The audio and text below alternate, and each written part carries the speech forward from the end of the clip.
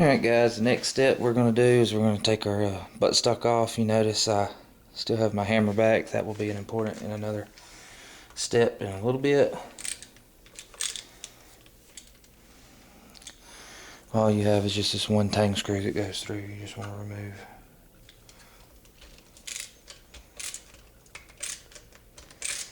And since it's never been taken off, I'm pretty sure it's got crud and everything else in it.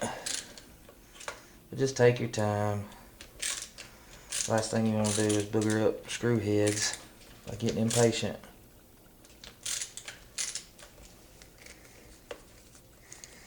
Just remove that screw.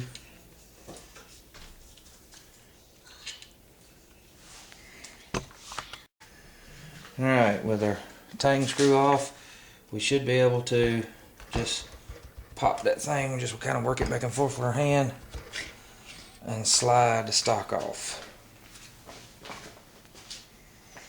And we'll set it to the side so it don't get scratched up.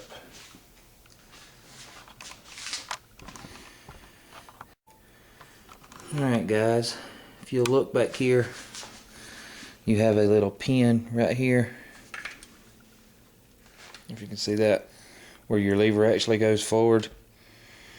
If you will take something, just take a little piece of brass and hold up on that pin, I can depress my trigger and ease my hammer forward like so. And the next thing we're going to need to do is remove this spring, and this spring has a tremendous amount of spring on it. As you can see how it cocks back from when you're using the hammer. So basically what we have to do is we have to slide this out of place. Alright guys, I checked the tension on here and I believe I can do this by hand. But we will find out very shortly. I'll take my thumb and push down on this, rotate it out of the sleeve like so, and then I can take the spring and the retainer out of the way. You can see that takes the pressure off of my trigger like so.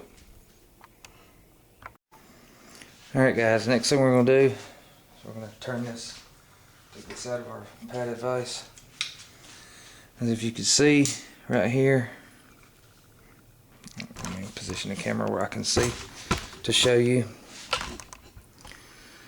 where this pivots.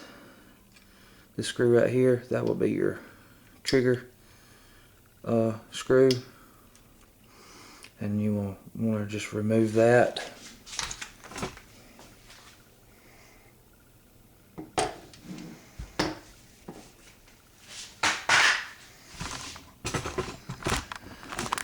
See if I can get it all in the camera for you.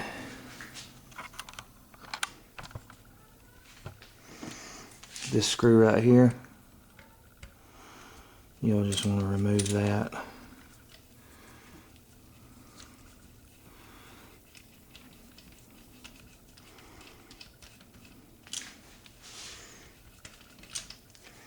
And with that removed, it doesn't have very many threads because it actually goes through and threads into the other side of the receiver. With that removed, alright guys, you might have to do a little finagling with it, but once you get your hammer up above this little area here, I had to actually push this pin in and get the hammer to go all the way forward, and then you can lift your hammer up and you see you still got your hammer strut inside that goes with your spring, and you can drift this pin out if you need to replace this piece, but it's really not necessary unless it's bent, broke, damaged, or something like that. Alright, now we have our hammer out. We'll go from there.